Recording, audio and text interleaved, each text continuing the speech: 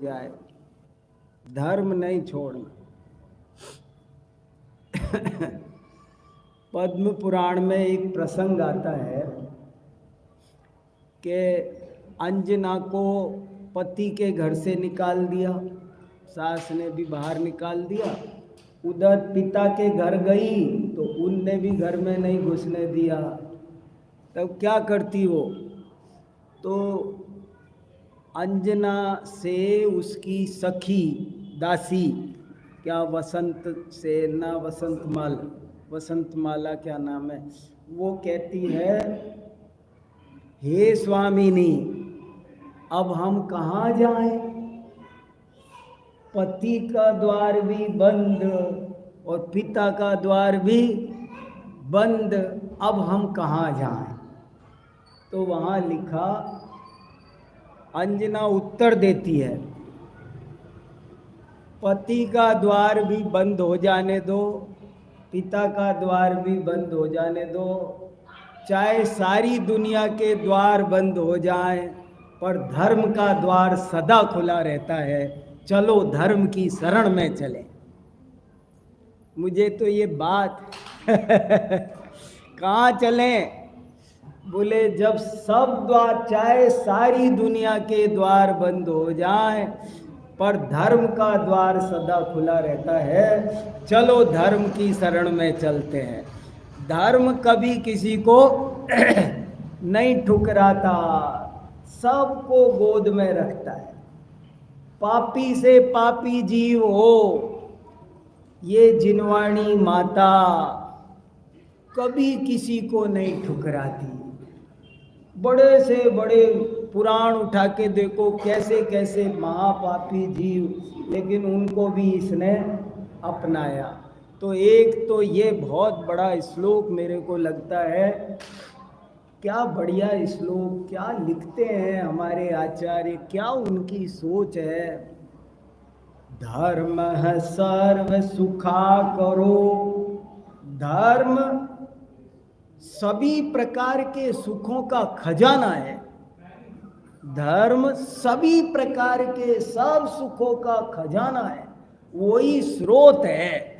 सारे सुख कहीं से कुछ मिलते हैं तो धर्म से मिलते हैं, लौकिक भी पारलौकिक भी।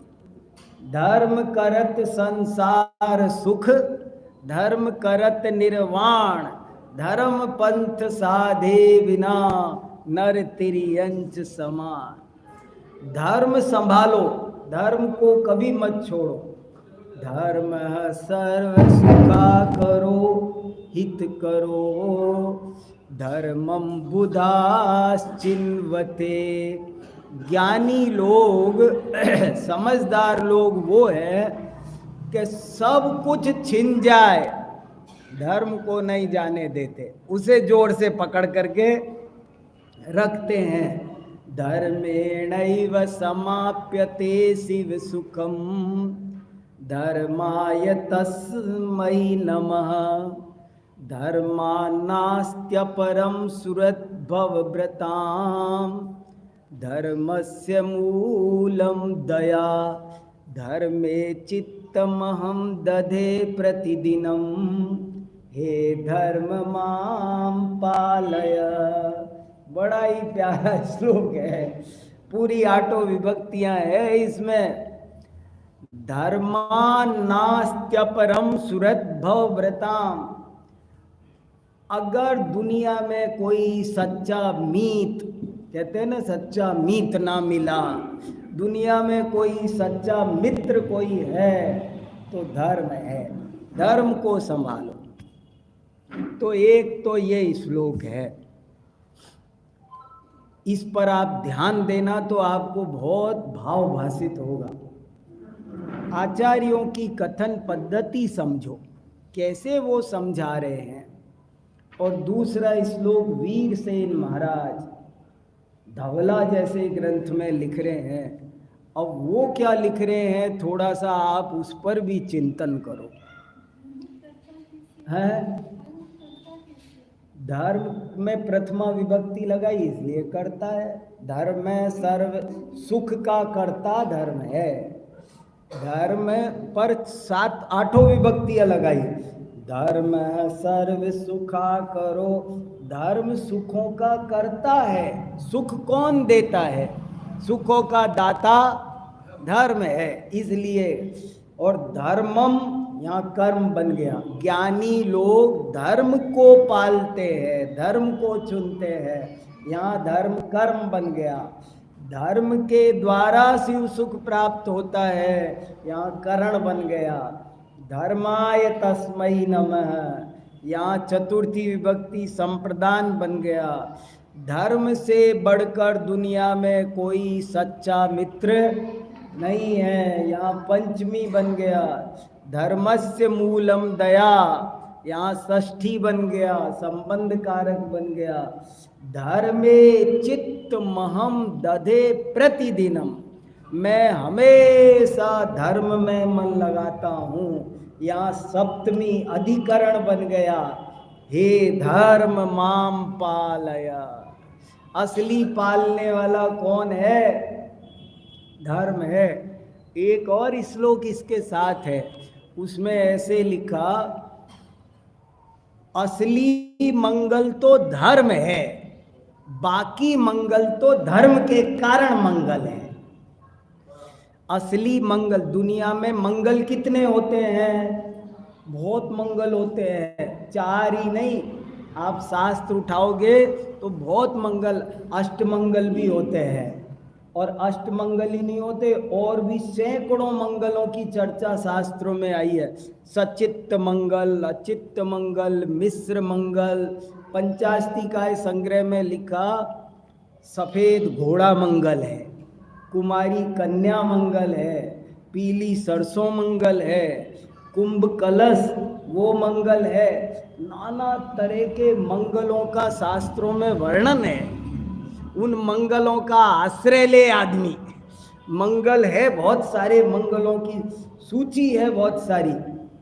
तो बंधनवार मंगल लिखी है, बंधनवार की चर्चा आई ना, बंधनवार लगाने का शास्त्रों में निर्देश है। बंधनवार मंगल है, बोले घर के द्वार पर सुंदर बंधनवार लगाओ। क्यों सुंदर बंधनवार लगाओ? अच्छी बढ़िया। बोले कोई भी आदमी घर में प्रवेश करे, चाहे वो कितने भी गुस्से में आ रहा हो, लड़ने भिड़ने कुछ भी, जैसे ही प्रवेश करे बंधनवार देकर, 1 मिनट को उसका मन मंगल प्रवेश हो। आपके घर में घुसे तो अशुभ भावों से प्रवेश ना करे, आपके घर में प्रवेश करे तो उतनी देर के लिए तो शुभ भाव हो जाएंगे।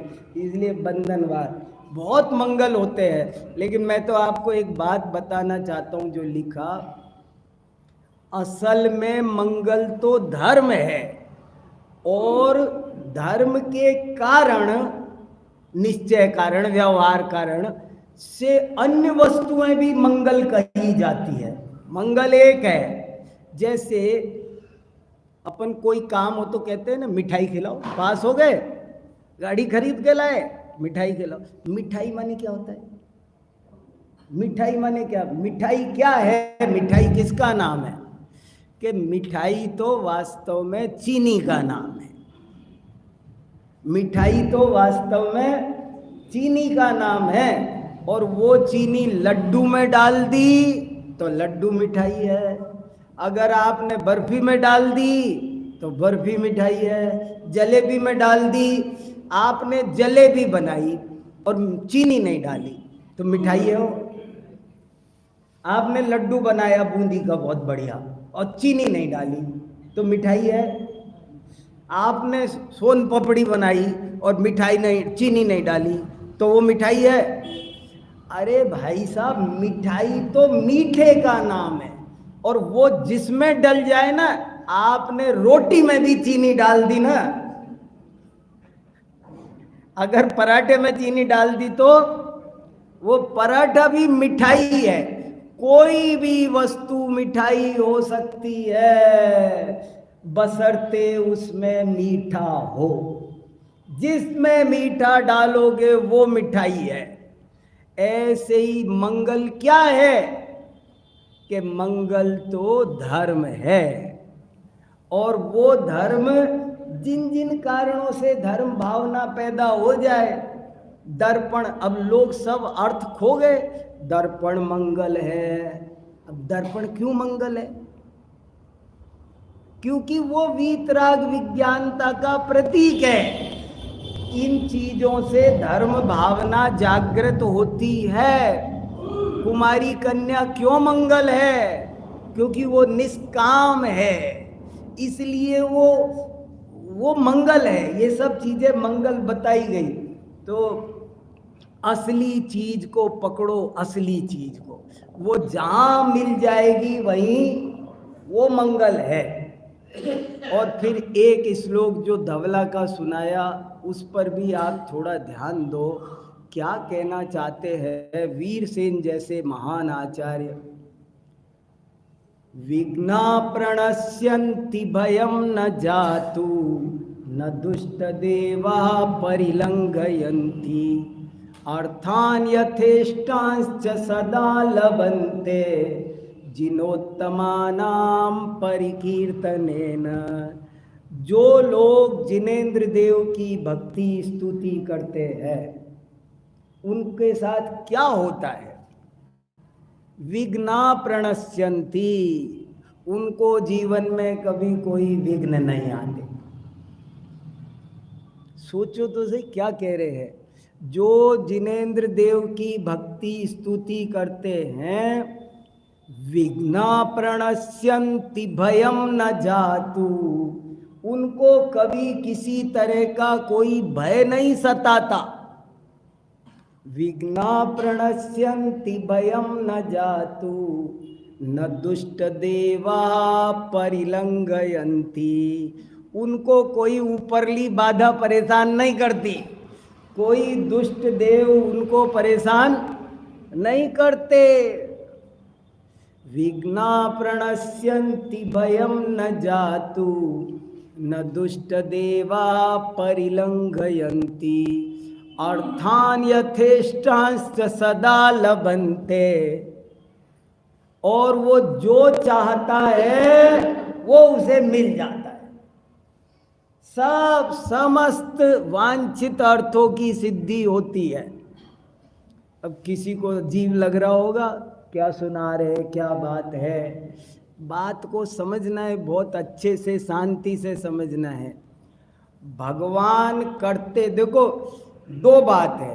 कोई तो कहता है भगवान करते हैं, और कोई कहता है कुछ नहीं होता है। दोनों बातें गलत है।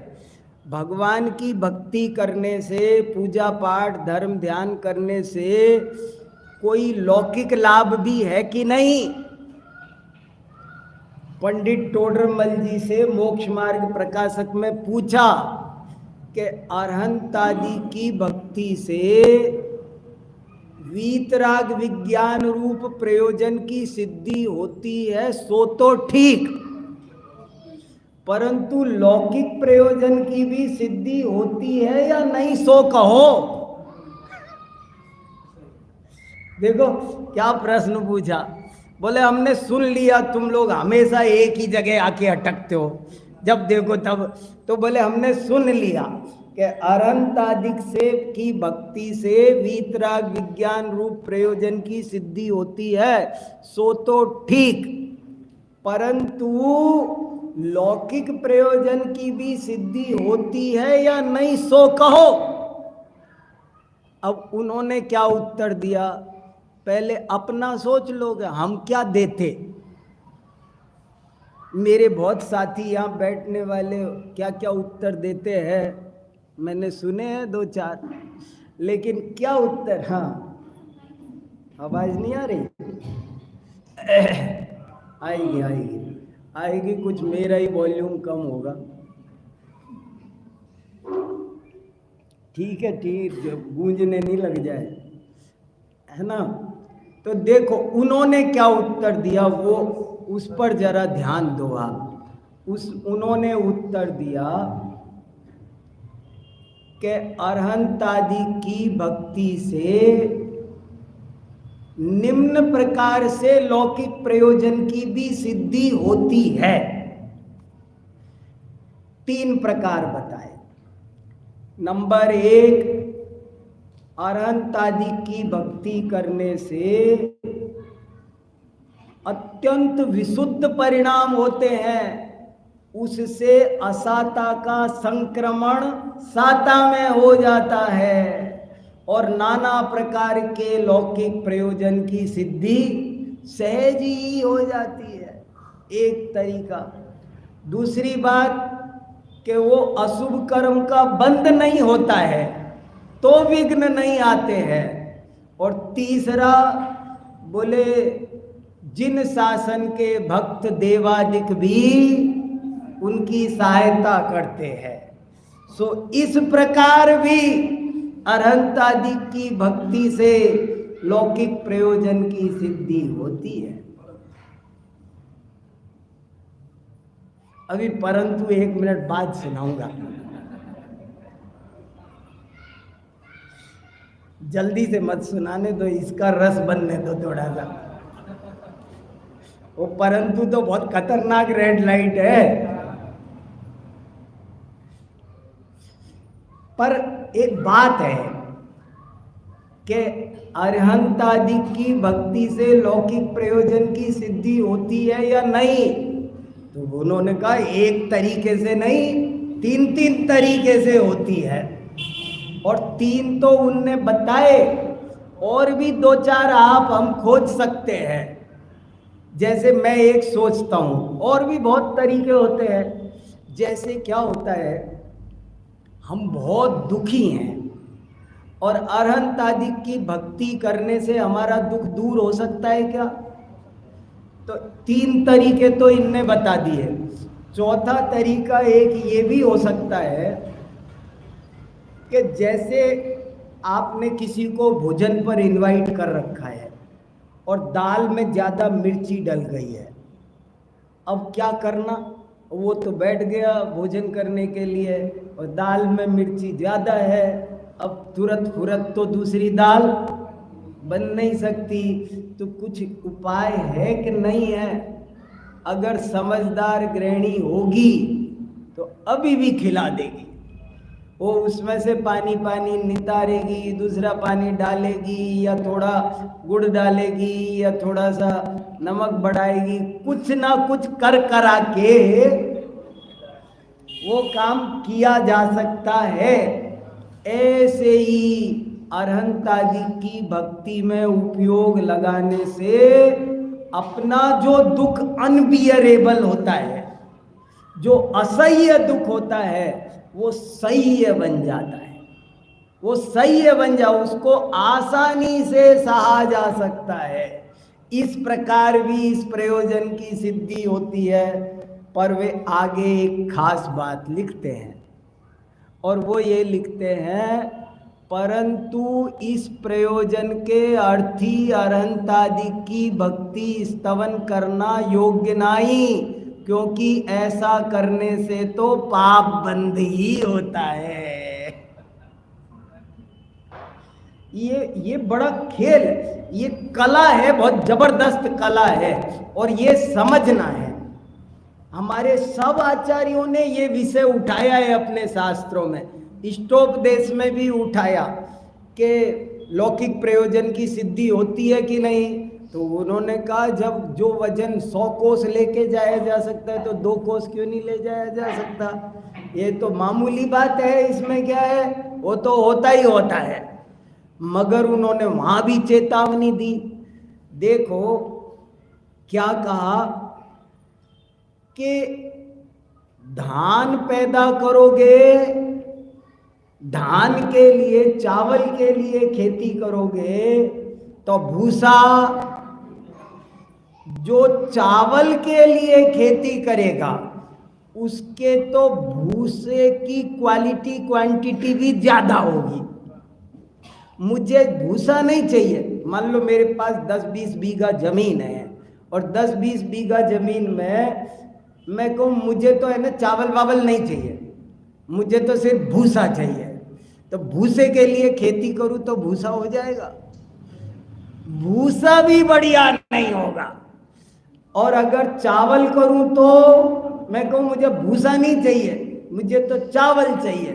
तो चावल चाहिए ना, तो चावल तो मिलेगा ही, और साथ में भूसे की भी क्वालिटी और क्वांटिटी आएगी, आएगी, जरूर आएगी।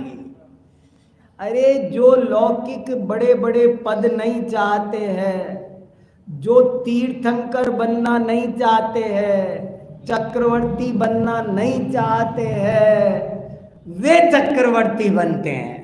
जो बनना चाहते हैं, जो चाहते हैं, माया छाया एक सी, घटे बड़े छिन्माय, इनकी संगति जो लगे, तिन्हें कबहू सुख नाय। माया तो छाया जैसी है, जो इसके पीछे भागता है वो उससे दूर जाती है, और जो पीछे हटता है ये उसके पास आती है। बड़ा विचित्र खेल है।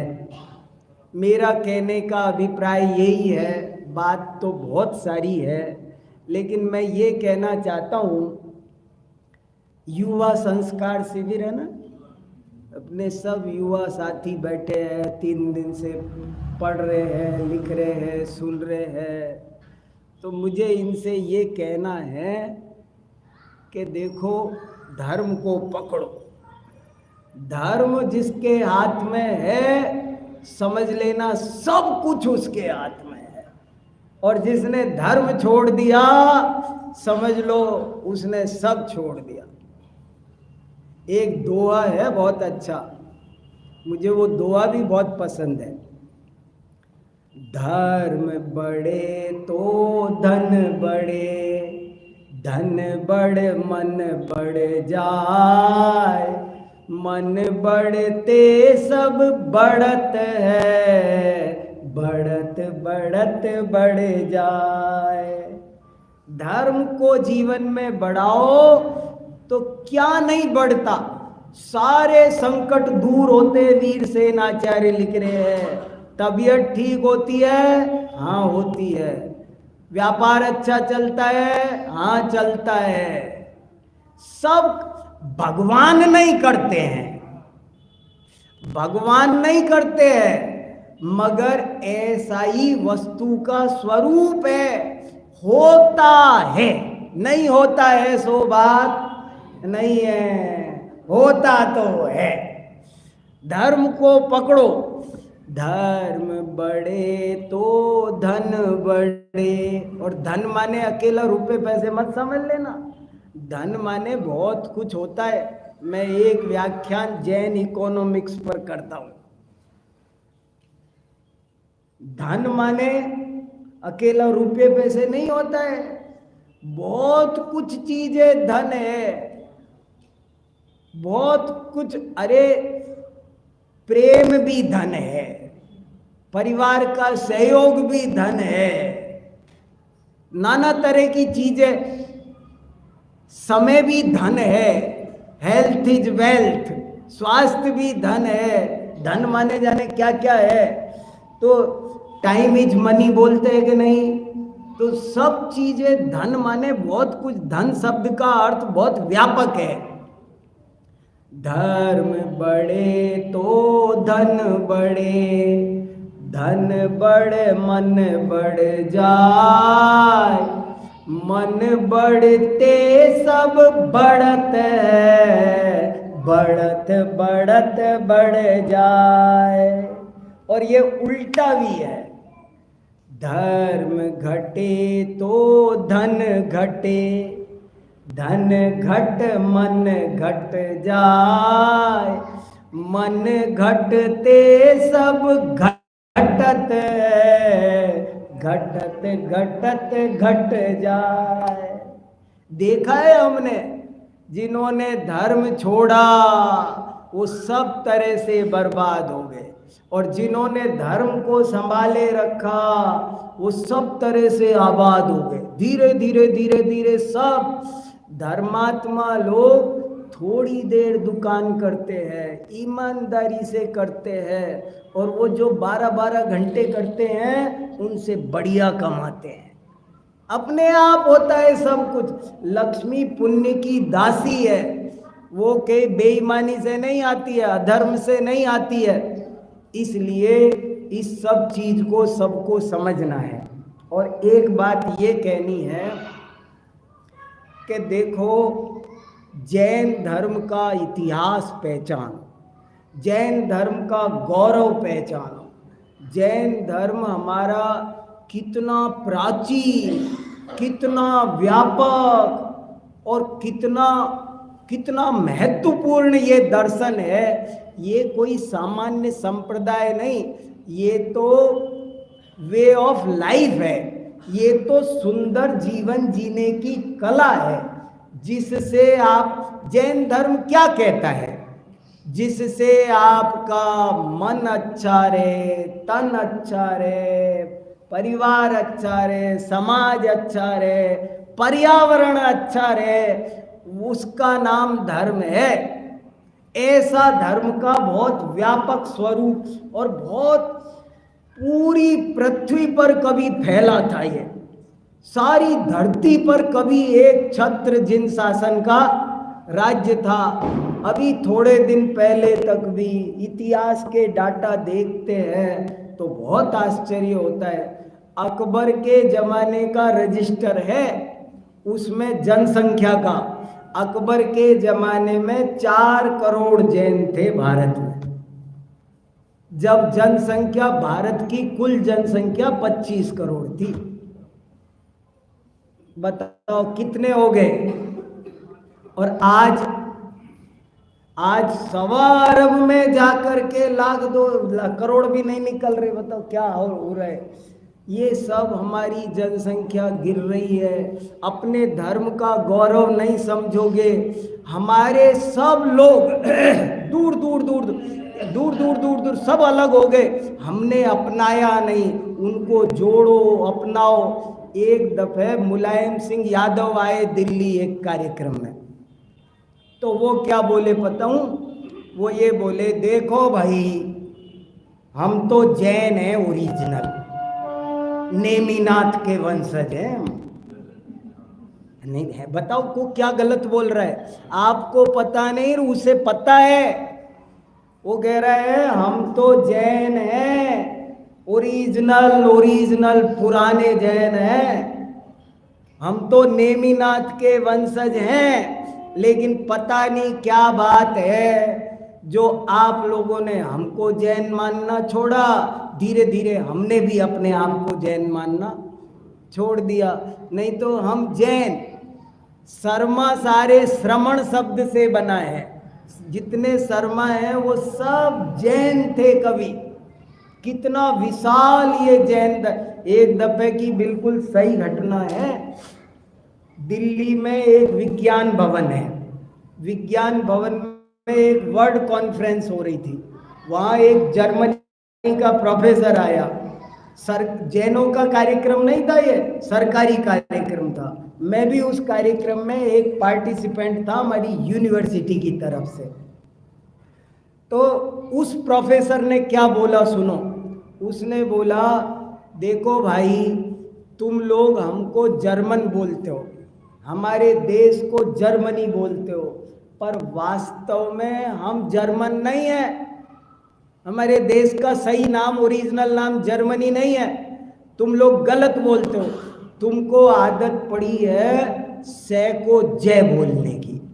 शब्द होता है ट्रांसिस्टर, तुम बोलते हो तुमको आदत पड़ी है, शब्द है विजडम, और तुम क्या बोलते हो? विजडम। तुम से को जय बोलते हो, तुम्हारी आदत खराब है। हम लोग जर्मन नहीं है, हम लोग सरमन है। का ओरिजिनल नाम जर्मनी नहीं है, सरमनी है।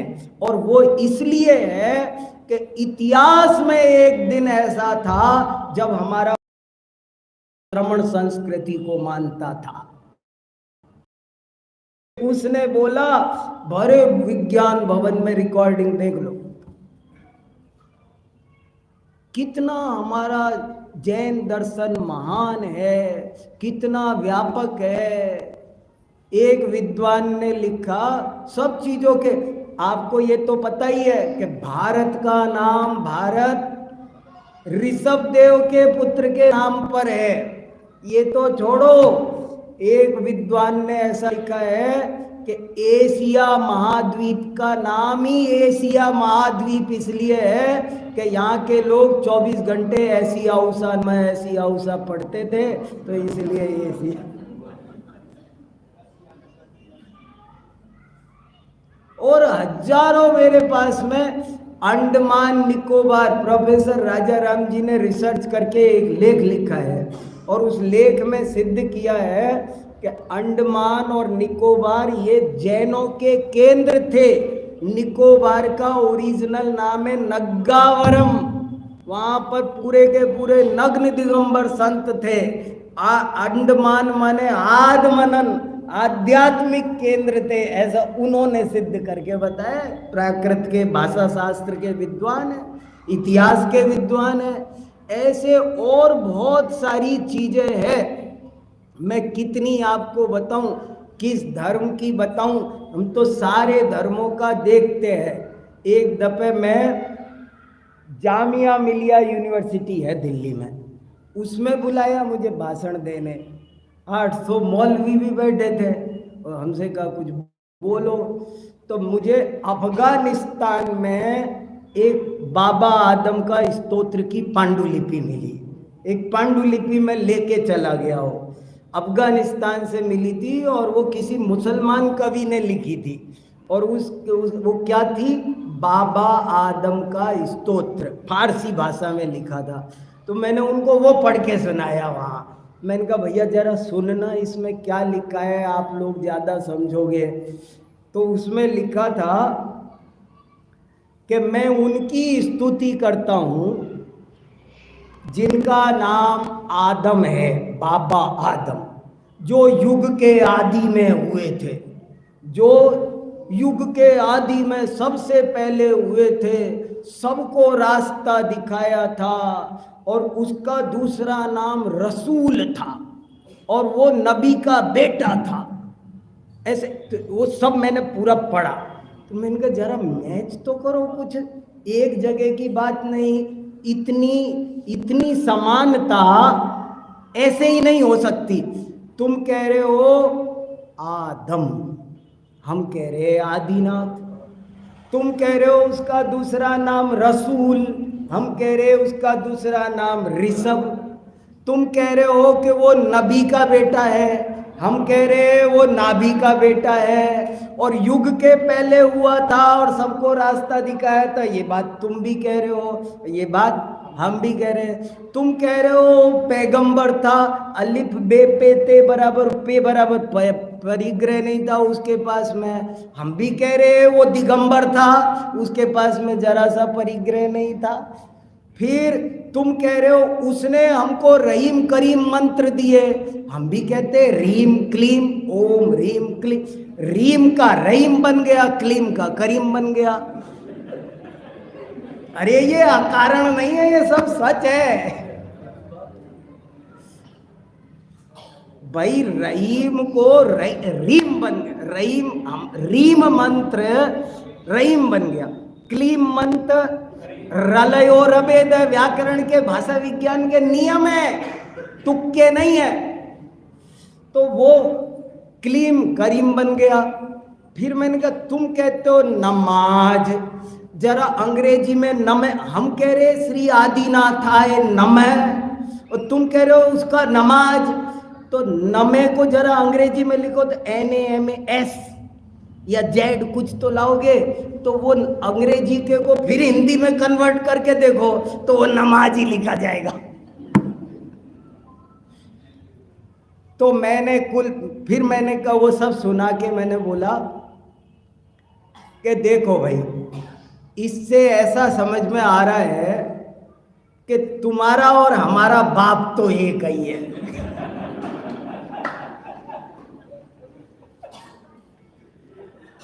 और जैसे किसी बाप के दो बेटे न्यारे हो जाते, बंटवारा हो जाता है, किसी बात पे नहीं बनती है, तो ऐसे ही जब तुमने हिंसा का रास्ता अपनाया, तो हम और तुम न्यारे न्यारे हो गए। हमने कहा ये बर्दाश्त करने लायक काम नहीं है।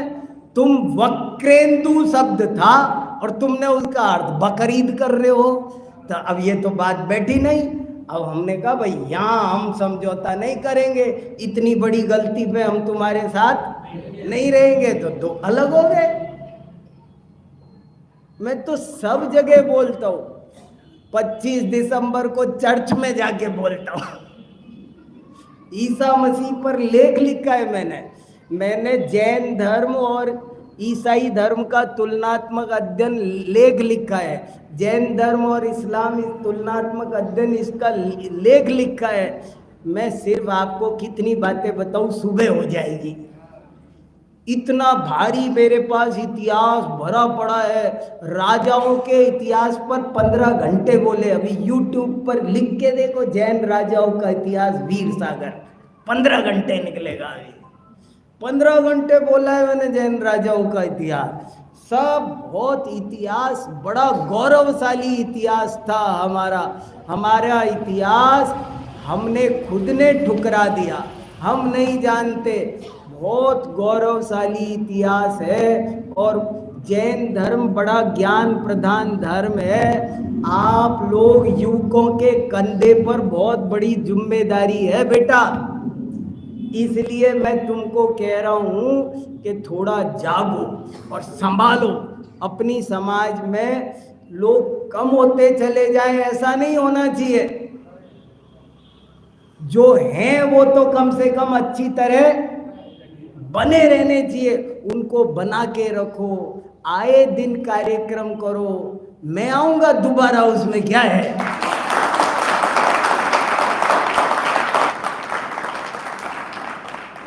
नहीं, सचमुच करो ना काम, अच्छे से काम करो, जागो।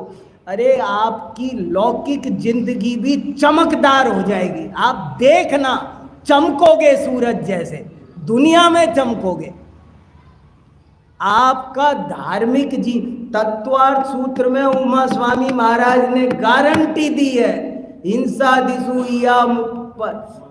दिशु इया मुत्रा पाया वद्य दर्शनम, कि जो गलत रास्ते चलेगा उसका ये जन्म भी खराब है, और जो दूसरे गलत रास्ते चलेगा, जो गलत रास्ते चलेगा उसका ये जन्म भी खराब और अगला भी खराब, और जो सही रास्ते चलेगा उसका ये जन्म भी सुंदर होगा और अगला जन्म भी सुंदर होगा। चिंता मत करो, आप जितना कहीं और कर पाते उससे ज़्यादा बढ़िया यहाँ करोगे। मैं मेरी लाइफ में देखता हूँ और मेरे दोस्तों को देखता हूँ। मैंने ये काम करके इस फील्ड में आके जो धर्म अध्यात्म अर्जित किया है वो तो मेरी पर्सनल प्राइवेट प्रॉपर्टी है, वो तो अंदर है। पर जो मैंने दुनिया में धन, यश, मान, सम्मान, स्वास्थ्य ये पाया है वो भी गजब का है। मैं इस लाइन में नहीं आता तो नहीं पाता इतना। कीमत समझो, इसको बढ़ाओ। एक कहानी सुनाऊं, बहुत अच्छी कहानी सुना रहा हूं, मेरी नहीं सुना रहा, आगम की सुना रहा हूं। आगम की कहानी श्रेयस है, कोई बात नहीं। एक बहुत अच्छी कहानी सुना रहा हूं, गजब की, सुनो तो सही, टिका के रखना, भले खूब हंस के सुनना पर हंसी में नहीं उड़ाना। और बहुत जब इन कहानियों ने मेरी जिंदगी बदली है। ये आचार्यों की कहानी है। आचार्यों की कहानी जानते हो कितने उपयोग से निकाली होगी, जो एक एक सूत्र लिखने में सावधान रहते थे, एक एक वाक्य 32 दोष टाल करके लिखते थे, उनकी कहानियां हैं। ये छोटी मोटी नहीं है। इसलिए मैं सोचता हूँ, कोई कहता है ना आप कहानी बहुत अच्छी सुनाते हो, आप हम भी पढ़ लेते पर मज़ा नहीं आता। मैंने कहा मुझे मज़ा इसलिए आता है, मैं ये जानता हूँ ये लिखी किन्ने है।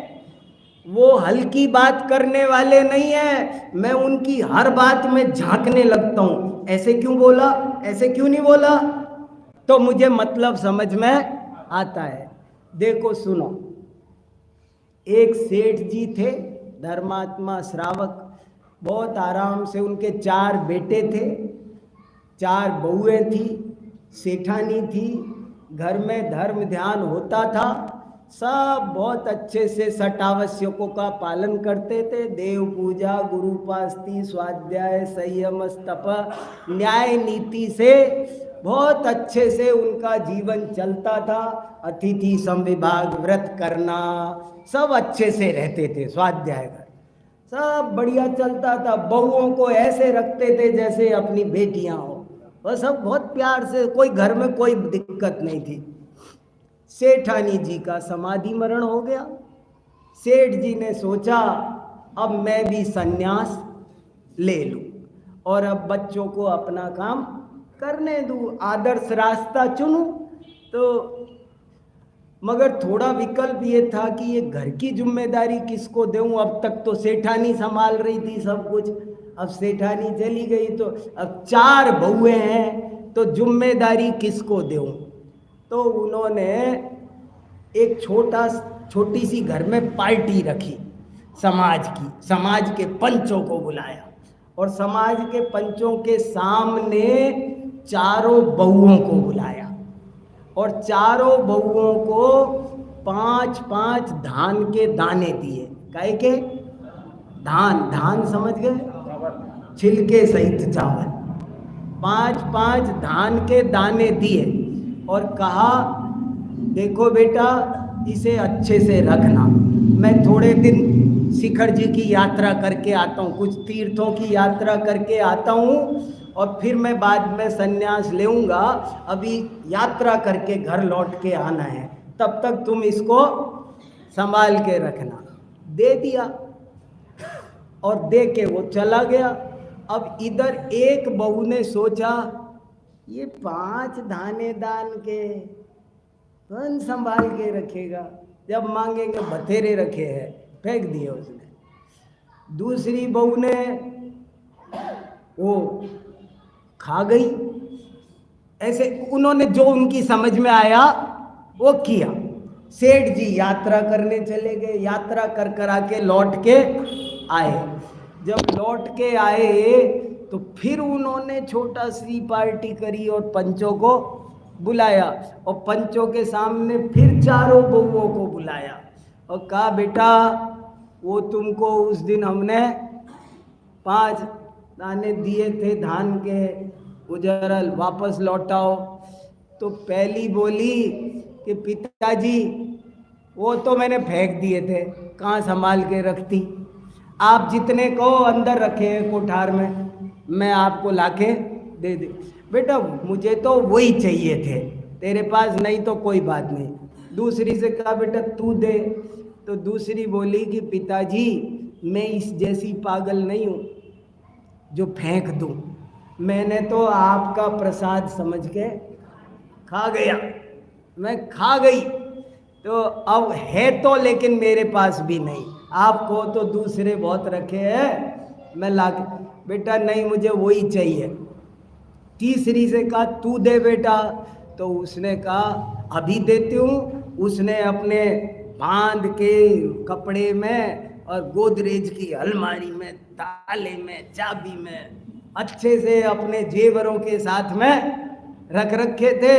दौड़ी दौड़ी गई, खोल के लाई, लो पिताजी वही है, मैंने फेंके भी नहीं और मैं खाती भी कैसे, मैंने तो जैसे आपने दिए वैसे के वैसे संभाल के सुरक्षित रखे हैं, ये लो आप। बोले शाबाश बेटा। चौथी से कहा हाँ बेटा तू भी दे, तो वो कहने लगी पिताजी वो धान के दाने मेरे से चलते नहीं है, मेरे साथ ट्रक भेजो। बोले क्यों? कि मैंने उनको बो दिया था और फिर वो जब 5 के 50 हो गए तो आप तो अभी टाइम लगना था, मैंने दोबारा बो दिया, फिर वो बढ़ गए, मैंने तिबारा बो दिया, फिर मैंने, तो अब तो ट्रक भर गया, तो मुझसे आप मेरे साथ में एक ट्रक भेजो, 2 आदमी भेजो तो मैं दे सकती हूँ। तो बोले शाबाश बेटा। अब पंचों के सामने सेठ जी ने फैसला सुनाया, वो आप सब सुन लो। सेठ जी ने क्या फैसला सुनाया वो सुनो। सेठ जी ने कहा देखो भाई, ये जो पहली बहू है ये चीजों को फेंकने में एक्सपर्ट है, इसमें विशेष योग्यता है चीजों को फेंकने की, इसकी क्वालिटी हमने पहचान ली। तो आज से इस घर का सफाई मंत्री, आज से इस घर का सफाई मंत्री इसको बनाया जाता है। और ये दूसरी, ये खाने की शौकीन है, ये खाने पीने में एक्सपर्ट है। तो आज से घर का खाद्य मंत्री इसको बनाया जाता है। और ये तीसरी, ये रक्षा करने में एक्सपर्ट है। 5 साल हो गए यात्रा करने पहले गया था, आज तक इसने उसको सुरक्षित रख रखा है। तो घर का रक्षा मंत्री तीसरी को बनाते हैं। और चौथी, बोले इसको 5 दाने देके गया था, इसने 5 लाख कर दिए, घर का प्रधानमंत्री इसको बनाते हैं। पहली का नाम रखा मार्जनी, दूसरी का नाम रखा भक्षिणी, तीसरी का नाम रखा रक्षिणी और चौथी का नाम रखा रोहिणी। ये रोहिणी कथा है। समझ में आई कहानी? हमें भी हमारे अरिहंत पिताजी ये पंच परमेष्ठी का पचरंगा पकड़ा के गए हैं। अहिंसा, सत्य, अचौर्य, ब्रह्मचर्य, अपरिग्रह के 5 महाव्रत, वो 5 धान के दाने हमें देकर गए हैं। अब सोच लो हम कौन सी बहू हैं उनकी। एक तो फेंक देता है, परवाह ही नहीं है मंदिर में क्या हो रहा है, परवाह ही नहीं। हमने जैन कुल में जन्म लिया, जाके झांकते नहीं, चाहे मंदिर में कुछ भी हो जाए। कैसे हैं हम, कैसे काम चलेगा? तो इसलिए एक तो ये समझना है कि हम कौन सी बहू हैं, और एक उसको खा पी के छुट्टी करता है, एक उनको तालों में बंद करके रख देता है। मगर प्रधानमंत्री बनने के काबिल वो है जो उसे सैकड़ों गुना बढ़ाता है। आप लोगों के रहते हुए बीना में धर्म की तरक्की होनी चाहिए। दोबारा आऊं तो हॉल भरा मिलना चाहिए मुझे। भर सकता है, कुछ भी नहीं है। इतना सुंदर वातावरण है, इतने अच्छी पाठशालाएं चलती है। ज्ञान का महत्व तो समझो, ये साइंस है। एक विद्वान हुए हैं मुजफ्फर हुसैन, मुंबई में रहते थे और गवर्नमेंट ने उनको पद्मश्री दिया था। अभी 2-3 साल पहले ही उनका स्वर्गवास हुआ है। उन्होंने एक लेख लिखा है कि 21वीं शताब्दी का धर्म कोई होगा तो जैन धर्म। लेख है मेरे पास, है चाहिए हो तो दे दूंगा, पढ़ लेना। बहुत बड़े मुजफ्फर हुसैन, पद्मश्री। उन्होंने लिखा है जैन धर्म तो साइंस है, विज्ञान है पूरा का पूरा। एक जैन साहब को बुखार आ गया तो वो डॉक्टर के पास गए। डॉक्टर ने कहा जैन साहब तुम तो मच्छर मारने को मना करते हो ना, अब आ गया ना बुखार, लो अब क्या करें? तुम मच्छर मारने मना करते हो ना, बुखार आ गया, अब तो बोलो क्या करना, मच्छर मारे कि तुमको मारे? वो श्रावक बोला देखो डॉक्टर साहब, आपसे बहस करने की हिम्मत मेरी नहीं है। मुझे तो मेरे गुरुजी महावीर भगवान ने कहा था मच्छर नहीं मारो, सो मैं आपसे कहता था। अब आपको ज्यादा तर्क वितर्क करना है तो महावीर भगवान से बात कर लो, फोन मिलाओ लो। तो मिला दिया, बात हुई, फोन किया उनसे। कहानी है मेरी फैक्ट्री की। तो फोन किया महावीर भगवान का, हाँ हेलो, हाँ कैसे याद किया, बोलो। अरे बोले ये डॉक्टर साहब कुछ बात करना चाहते हैं, मेरे से जवाब सवाल नहीं हो पा रहे, थोड़ा आप बात करो भगवान। आप मुझसे कहते थे ना मच्छर नहीं मारना, सो मैंने आपकी बात इनको बताई, अब ये मेरे से जवाब सवाल कर रहे हैं, तो आप ही बात करो जरा डॉक्टर साहब से आपस में। तो बात होने लगी। बोले अब बोलो क्या प्रॉब्लम हो गई। बोले आपने कहा मच्छर नहीं मारना, मच्छर नहीं मारते हैं तो मलेरिया होता है, मारते हैं तो हिंसा होती है, आपने मना किया है, तो अब क्या करना, ये प्रश्न है।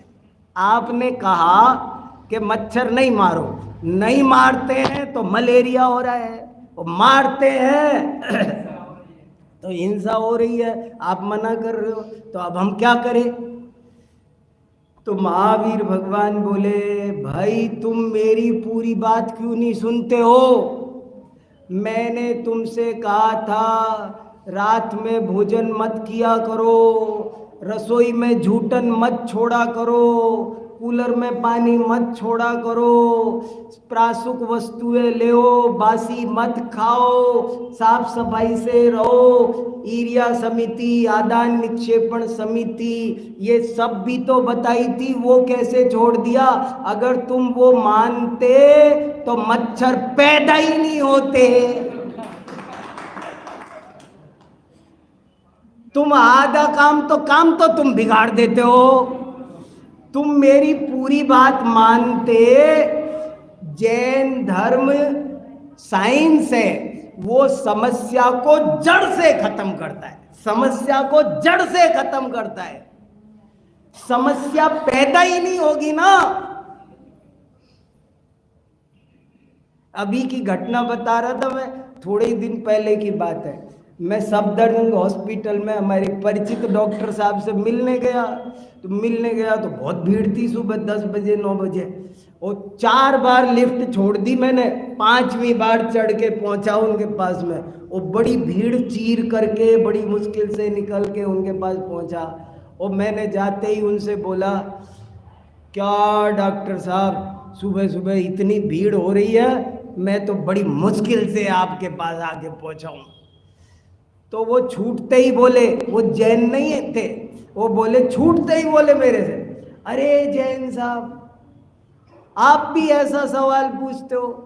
अरे पहले सुबह उठ के मंदिरों में भीड़ लगा करती थी, जब से वहां भीड़ लगना बंद हुई है तब से सारी भीड़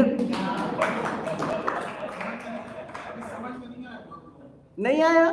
अरे आ गया कि नहीं बताओ।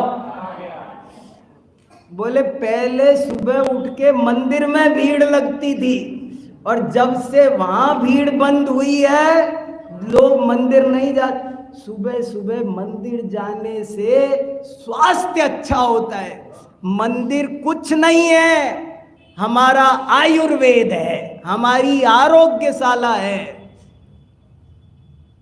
समझो चीजों को, जैन धर्म एक लाइफ स्टाइल है और कुछ नहीं है, सुंदर जीवन जीने की कला, सुंदर आर्ट ऑफ लिविंग की बात चलती है आजकल। मैं कहता हूं जैन धर्म आर्ट ऑफ लिविंग भी है और आर्ट ऑफ लीविंग भी है। जीने की कला भी सिखाता है, मरने की कला भी सिखाता है। हर परिस्थिति, कौन सा जीवन का क्षेत्र है जिसमें जैन नहीं है। हमारे यहाँ एक से बढ़कर एक धुरंधर सैनिक होते हैं, हमारे यहाँ एक से बढ़कर एक कलाकार होते हैं, एक से बढ़कर एक व्यापारी होते हैं, सब कोई होते हैं। क्या दिक्कत है? इसलिए जैन धर्म बहुत व्यावहारिक है, बहुत प्रैक्टिकल जिंदगी का नाम जैन धर्म है। सुंदर जीवन जीने की कला का नाम जैन धर्म है। इसे खुद भी समझो और दूसरों को भी समझाओ, गलत रास्ते मत चलो, सुखी रहोगे। ठीक है।